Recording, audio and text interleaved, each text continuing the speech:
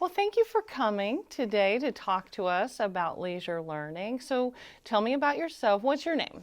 My name is Pam Smith. And what class do you teach for us? I've taught several classes. I've taught one on the Diary of Anne Frank, one on women's suffrage, one on Harry Truman, and I think that's it. Okay, great. Those have been wonderful topics. I know our learners have really enjoyed them. And of course, we had COVID going on during that time, so yours were online. So you were one of our first instructors to be online. It was great. So how long have you taught for leisure learning? Let me see, I started in the fall of 2020 after I talked to you about how we were wanting to start an online program in Fort Walton, and you were so helpful in the information that you offered. It was wonderful. I mean, it was tough times for lifelong learning in general. So how would you describe your experience being an instructor? My experience in being an instructor for leisure learning has been great. I have enjoyed the comments, the questions, and of course the information that people are able to contribute at this point in their life. I spent a lot of years enjoying being an instructor to middle school and high school students. So it definitely is different teaching adults because they just come to the table with a whole life full of experiences, which is good. They do. What I tell any instructor that comes my way, whether it be faculty, retired faculty, UWF, Pensacola State College, it's funny because leisure learners ask the most amazing questions. They really do. They deep thinkers. They're such a great audience. So I'm glad you've enjoyed it too. I have. So tell me about what first interested you in becoming an instructor. Well, it was one of the things that I wanted to do when I retired from teaching young people was to look at where I could continue to teach. And I had taught for the Fort Walton program. And then again, once I contacted you because we were trying to go online there, then I realized that was an opportunity for me to become involved. Because since I live in Niceville, it's a little bit of a drive over here. And then another thing that prompted me to my interest in lifelong learning at UWF is that I graduated from UWF in 1975. And so I think it's a way of giving back, and I'm certainly continuing to benefit from UWF. Well, it's great to have a fellow Argo here. Yes.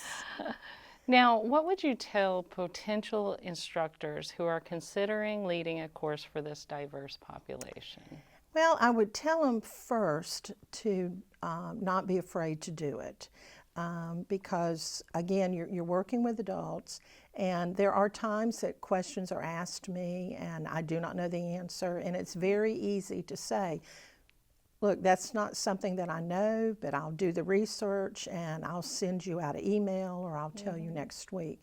And it's similar to what I used to do with my own kids, my students, because I didn't know every answer. Right. So it's okay not to be the content expert in what you're wanting to teach. And then I would say choose to teach something that you feel passionate about. That you want an opportunity to research. Even if you know a lot about the subject, you're going to want to make sure that you have the current research, the current information. So it's a really good opportunity for some guided study. You've got a goal of creating this class, and so that helps you helps you to reach that goal, to stay focused for that.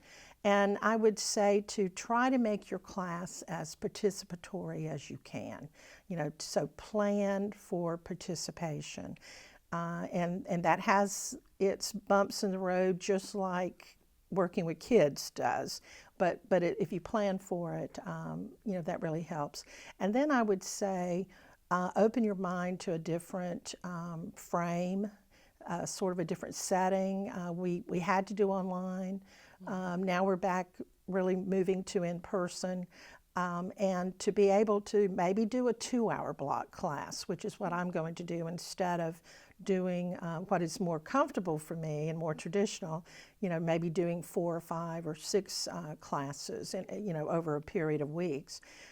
So look to see what really is marketable, what is being attractive to the students, and it's easy to modify what you're wanting to teach to work that framework. And then I'd tell them to talk to you about it, because you have some really good ideas. You know the people who come, and so you can offer them some guidance. But I would say go for it, because there's nothing better to learn than to be the teacher or the instructor. It's absolute best way to learn. Yes, it is a win-win situation It is. for sure. And It is. you're reaching an audience that wants to be there. They Right. want to learn, and it's just so enriching.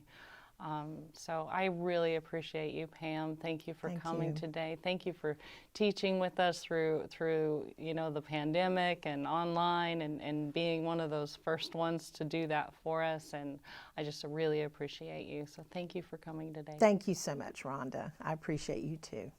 Thanks.